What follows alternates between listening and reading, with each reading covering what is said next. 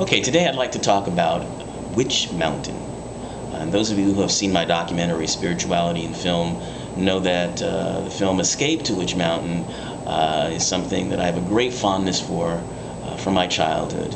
And it also is one of the first films, I think, that I saw where I felt like a spiritual message was coming through. So it's a much beloved film of mine, and certainly resonated with a lot of people. It still has a huge fan base of cult followers, if you will. So out this week on DVD and on demand is the reimagined version of Escape to Witch Mountain called Race to Witch Mountain. And well, I'll tell you what, I'll give you the bad first, and then I'll give you the good on this film, Race to Witch Mountain. Now, Race to Witch Mountain has very little to do with the original film. They have a couple of homages to it, including cameo appearances by Kim Richards and Ike Eisenman, who were the original kids in Escape to Witch Mountain. And they work the Winnebago in there. You've got to have the Winnebago if you're going to do a Witch Mountain film. But other than that, it has absolutely nothing to do with the original. And I felt that with a few tweaks, very easily, they could have connected this film with the original Escape to Witch Mountain, and it would have given it a broader resonance, a deeper feel, more of a mythological feel. And in fact, I have the feeling that maybe in an earlier script version of the film, they were toying with that idea, but they just decided not to go with it.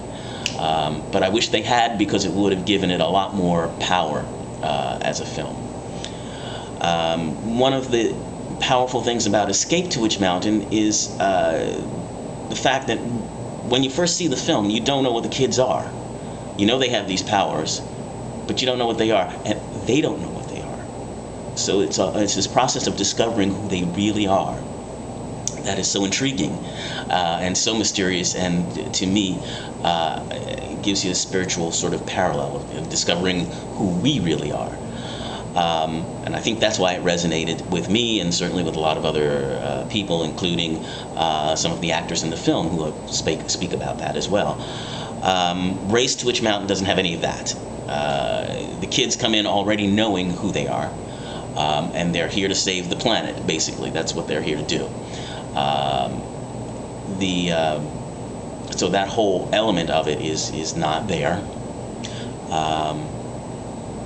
It has absolutely nothing to do with the book by Alexander Key, which, by the way, I would really recommend. It's a terrific book. The original took some liberties with the book, but still had the basic story. This has nothing in common with that book at all, other than the words Witch Mountain. That's about all they keep. So there's that. It's very violent. There's a lot of shooting and things blowing up everywhere. And so basically I would say, no, it's not as good a film as Escape to Witch Mountain, but I give them kudos because it's been over 30 years since the original film, and in that time we've had the X-Files and a lot of stuff going on with this UFO movement. When Escape first came out, it was just really at the beginning of all of that. So very daunting task to update this film and bring in all of that stuff, and that they do with a good sense of humor and a good intelligence. So I give them pluses on that, and I'm going to recommend this as a rental because, for the purposes here that we're talking about, it does have spiritual messages. They're not as powerful as the ones in Escape to Witch Mountain, but they do talk about things like the alien children explain to the human adults that they haven't yet reached this level of ability, but that they will. That they're evolving. They also talk about what some people call the butterfly effect, but really more of a synchronistic kind of thing where things sort of come together for a reason. Everything comes together for a reason, and one thing affects another thing throughout the world in the universe. So it has those kinds of themes in it, and I was really happy that it continued to sort of that legacy of bringing sort of spirituality through this Witch Mountain series. So For that, I will give them kudos and recommend it as a video rental. But one thing, and I don't want to get too much of a rant on it, but what I'm finding disturbing in this film, also in Knowing, which I also recommended, that has a spiritual theme to it, and even in Stephen Simon's Indigo, where we're talking about these indigo children that have these extraordinary abilities. For some reason, the vision that they present of this is always these uber blonde, Aryan, almost Hitler-type youth looking children. It's very disturbing. It's very disturbing. And that's what they do with the kids here. I mean, the original kids were, blonde. They had light hair, but they didn't look anything like this. These kids look, as I said, very Aryan, and it's very disturbing to me that in this day and time, that the fallback vision of perfection is this, or superhuman ability is this sort of Aryan, blonde, beyond blonde ideal.